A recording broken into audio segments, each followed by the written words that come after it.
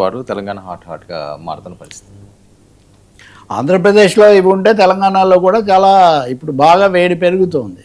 అక్కడ ఈ యుద్ధాలు జరుగుతుంటే ఇక్కడ నీటి యుద్ధాలు, రైలు యుద్ధాలు, భూ యుద్ధాలు ఇవి చాలా ఎక్కువ జరుగుతున్నాయి. నిన్న కేటీఆర్ బీఆర్ఎస్ కార్యనిర్వాహక అధ్యక్షుడు ఆయన కన్నేశ్వరం పంప్ హౌస్ దగ్గరికి అక్కడికి వెళ్ళారు.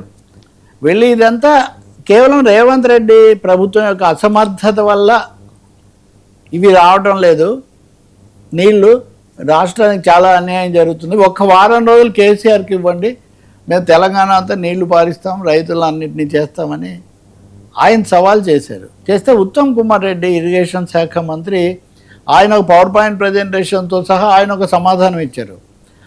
38 లక్షలతో కోట్లతో తుమ్మడిహట్టి దగ్గర కట్టాల్సిన వాటిని మీరు అక్కడ కట్టి 35,000 కోట్లతో తుమ్మడిహట్టి దగ్గర కట్టగలిగిన దాన్ని మీరు అంతకంతకు బడ్జెట్ పెట్టి లక్షల కోట్లు ఖర్చు పెట్టి అక్కడ చేసి 1 ఎకరా కూడా అదనంగా నీళ్ళు ఇవ్వలేదు.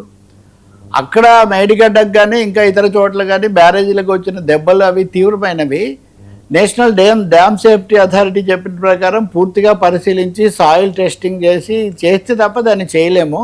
మీరు కనుక ఇక్కడ నీళ్లు వదిలేస్తామని అలా వదిలితే ప్రజలకు అది అపాయం, అది భద్రత లేదు అని నేషనల్ డ్యామ్ సేఫ్టీ అథారిటీ చెప్పిన దాని ప్రకారం మీరు వెళ్తే మీరు దాడి చేస్తున్నారు, అవినీతి వల్ల ఇదంతా చేశారు కానీ ఇంకోటి కాదు అంటే. బట్ కేటీఆర్ ఒక ఛాలెంజ్ చేశారు, మీరు ఒప్పుకోకపోతే మేము కేసీఆర్ పర్మిషన్ తీసుకొని 50,000 మందితో దీన్ని చుట్టుముట్టి మేమే చేయాల్సింది చేస్తామన్న పద్ధతిలో ఆయన అన్నారు. సో నిజంగా ఒక 2 ఏళ్ల తర్వాత 2023 చివరిలో ఎప్పుడో ఈ సమస్య వచ్చింది కదా, మళ్ళీ ఒక 3 ఏళ్ల తర్వాత ఈ సమస్య మళ్ళీ పునరావృతం అవటము ఒక ఫ్లాష్ పాయింట్ లాగా కాళేశ్వరం బ్యారేజీలు, డ్యాములు వాటి మీద వాటి ఉపయోగము లేకపోతే ఉపద్రవము దాని మీద ఇప్పుడు కేంద్రీకృతమైంది తీవ్ర స్థాయిలో. బీఆర్ఎస్ వాళ్ళందరూ అక్కడికి వెళ్ళటం, ఈ సవాళ్ళు బట్టి చూస్తే నిన్న బ్యారికేడ్లు పెట్టడాలు, అరెస్టులు ఇట్లాంటివి కూడా జరిగాయి. ఇది రెండో ఒక కొత్త ఫ్రంట్, కొత్త రాజకీయ వివాద స్థలం అయ్యేటట్టుగా ఉంది. రెండోది మెట్రో ఫేజ్ 2. మెట్రో ఫేజ్ 2కి వెళ్ళాలని మెట్రో ఫేజ్ 1 స్వాధీనం చేసుకున్నారు. దానికోసం 13,000 కోట్లు అప్పు కోసం ప్రయత్నిస్తే ఇక్కడి నుంచి గ్రీన్ సిగ్నల్ రాలేదు కాబట్టి కేంద్రం నుంచి అది రాలేదు. దాని మీద మీరు కారణం అంటే మీరు కారణం అన్నారు. నిన్న రేవంత్ రెడ్డి దాని మీద ఒక లేఖ రాశారు. మీరు ఇంతవరకు అప్పుడు స్టేట్ బ్యాంక్ వాళ్ళు దీన్ని అంచనా వేసి అన్ని రికమెండ్ చేస్తారన్నారు మీరు. ఆ తర్వాత చాలా రోజులు గడిచిపోయి మనం మాట్లాడాము కిషన్ రెడ్డి దీంతో.